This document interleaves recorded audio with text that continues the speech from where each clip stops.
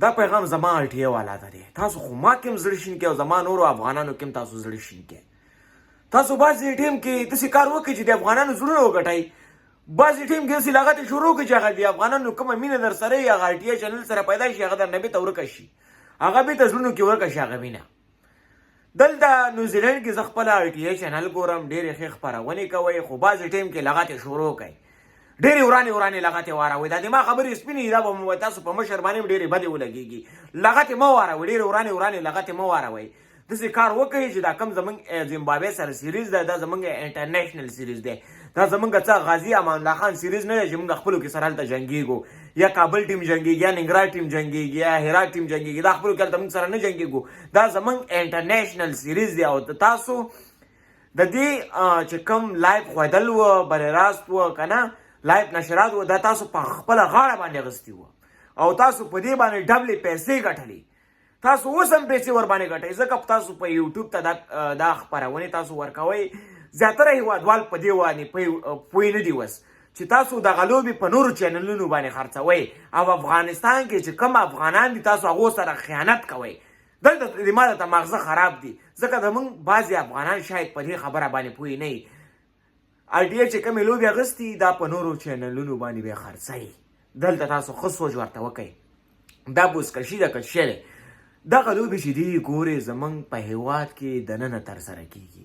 زه دا منم چې دا زمونږ د ملي لوبه ده، موږ ورته احترام کوو، د هر یو افغان احترام کوم، د هر یو مشر احترام کوم. خو ګورې دا به هم منو چې کوم زمونږ زیمبابوې سره سیریز دی دا انټرنیشنل دی. دا بزکشي ده که څه شی، دا ګورې اوس انټرنیشنل لوبه زمونږ کوم ملک سره نه ده شروع. موږ ډېر زیات احترام کوو د دې لوبې. که چېرته نورو ملکونو سره زموږ دغه لوبه شروع وه بیا به دا ما منلی وی چې زموږ انټرنیشنل گیم دی، دا زموږ ملي لوبه ده، دغه په دواړو سترګو دا دې خپره کړي. خو دلته زیمبابوې سره زموږ سیریز دی او دغه سیریز افغانان په نورو هیوادونو کې هم په RTA سپورت باندې کتی شي او تاسو ورته خپرولو. زه خپله چې کله دوکان ته به لاړم ما به RTA چینل ونیولو، نو مخامخ به ټي وي کې لوبه ما لیدلی شوله. اوس خو چې RTA چینل ته لاړ شم یو خوا یو زغلي او بل خوا بل زغلي، ما کې هم زړه شین کې. زه به څه وکړم؟ زما کې یوازې نه نورو افغانانو کې هم بیا لاړ شم فیسبوک کې زر لایف میچ راوړم چې موبایل کې هم ګوتې ویم نو کسټمر هم خفه کېږي چې دا څه کوي. نو تاسو هېوادوالو بهر ملکونو کې پته د بزنس دړې وړې کېږي، سبا هغه کسټمر به هم زموږ دوکان ته نه راځي. ګورئ RTA چې څومره مشران دي، سم شی ګورئ، سم شی. هېوادوال در پسې راوپاڅېدل که نه، بیا دې افغانان هم چپکۍ. الله پاک دې دله د نیکو هدایت وکړي. دومره موږ افغانان دي هر یو خوا نه ځورېږو، یو په یوه شړک راکوي یو بل په بله شړک راکوي چې یو هغه سپورټ موږ ته پالي ده، په هغه سپورټ کې موږ آرام باندې څوک نه پرېږدي. ګورې اسماعیل میخیل صاحب تا د افغانستان دپاره ډېر غټ خدمت وکړي په RTA چې کوم دغه چینلز دي که نه، ملي چې کوم تلویزیون دی که نه، دې دپاره تا ډېر غټ خدمت وکړي او زه درنه خاص کار مننه کوم. خو تا چې کوم دغه ستا ورکرز دي یا تا سره کار کوي که نه، زموږ دا نور خبر اعلان دي د دوم پکې غلطیانې نشته.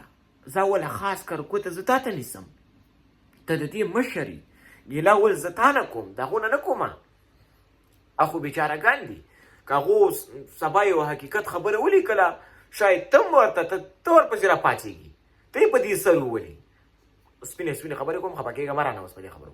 شاید ته یې په دې سر وولي یا ستا چې کوم نورې غټو چوکۍ والا دی هغه یې په دې سر وولي. بیچارهګان خو خبره نشي کولی، هغه خپله کرکټ غواړي، هغه دا بزکشي ده که مسکشي ده، په دې باندې څه پوهېږي؟ په دې باندې هغو نه پوهېږي. رښتیا درته وایم زه په خپله په دې لوبه باندې صحیح نه پوهېږم. زموږ ملي لوبه د احترام یې کوو. هر یو کس کرکټ سره شوق لري او دغه ټیسټ میچ دی. افغانستان کرکټ کله کوي؟